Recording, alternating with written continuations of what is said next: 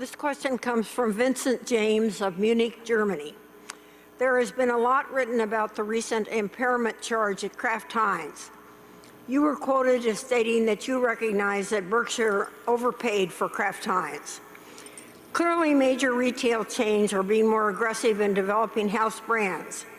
In addition, Amazon has announced intentions to launch grocery outlets, meaning that, as Mr. Bezos has often stated, your margin is my opportunity. The more fundamental question related to Kraft Heinz may be whether the advantages of the large brands and the zero-based budgeting that 3G has applied are appropriate and defensible at all in consumer foods. In other words, will traditional consumer good brands in general, and Kraft Heinz in particular, have any moat in their future? My question is, to what extent do the changing dynamics in the consumer food market change your view on the long-term potential for Kraft Heinz? Yeah, actually what I said was we paid too much for Heinz. I mean Kraft, I'm sorry. The Heinz part of the transaction, when we originally owned about half of Heinz, we paid an appropriate price there, and we actually did well. We had some preferred redeemed and so on. We paid too much money for Kraft. To some extent, our own actions had driven up the prices. Now, Kraft Heinz, the profits of that business, $6 billion, we'll say very, very, very roughly. I'm not projecting them out. I'm not making forecasts, but $6 billion pre-tax on $7 billion of tangible assets is a wonderful business. But you can pay too much for a wonderful business. We bought See's Candy, and we made a great purchase as it turned out, and we could have paid more. But there's some price at which we could have bought even See's Candy, and it wouldn't have worked. So the business does not know how much you paid for it. I mean, it's going to earn based on its fundamentals, and we paid too much for the Kraft side of Kraft Heinz. Additionally, the profitability has basically been improved in those operations over the way they were operating before. But you're quite correct that Amazon itself has become a brand.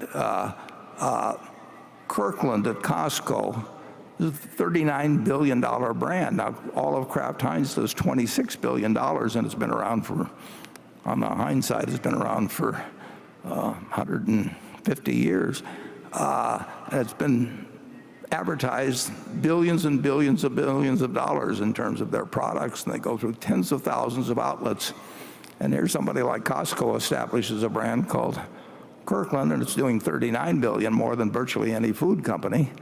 And that brand moves from product to product, which is terrific if a brand travels. I mean, Coca-Cola moves it from Coke to Cherry Coke and Coke Zero and so on. But to have a brand that can really move, and Kirkland does more business than Coca-Cola does.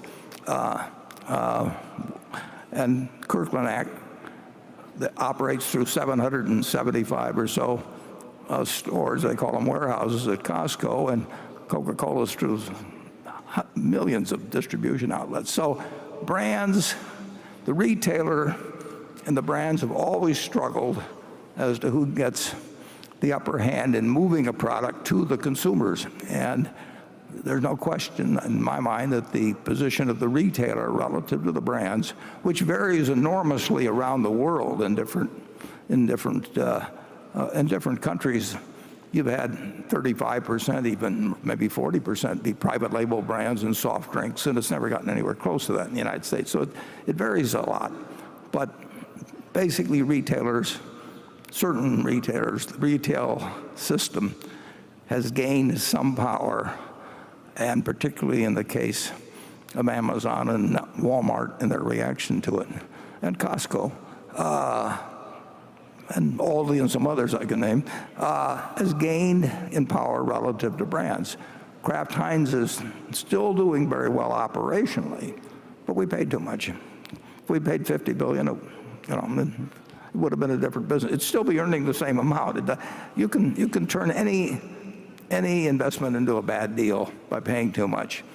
What you can't do is turn any investment into a good deal by paying little, which is sort of how I started out in this world. But the idea of buying the cigar butts that have only got that are declining or poor businesses for a bargain price is not something that we try to do anymore. We try to buy good businesses at a decent price, and we made a mistake on the Kraft part of Kraft Heinz. Charlie?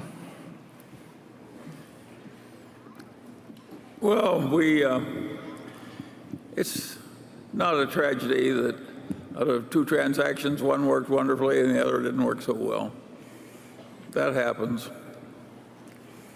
The reduction in costs, there can always be mistakes made when you've got places and you're reorganizing them to do more business with the same number of people. And we like buying businesses that are efficient to start with, but it's, the management, the operations of Kraft Heinz have been improved under the present management overall. But we paid a very high price in terms of the Kraft part. We paid an appropriate price in terms of Heinz.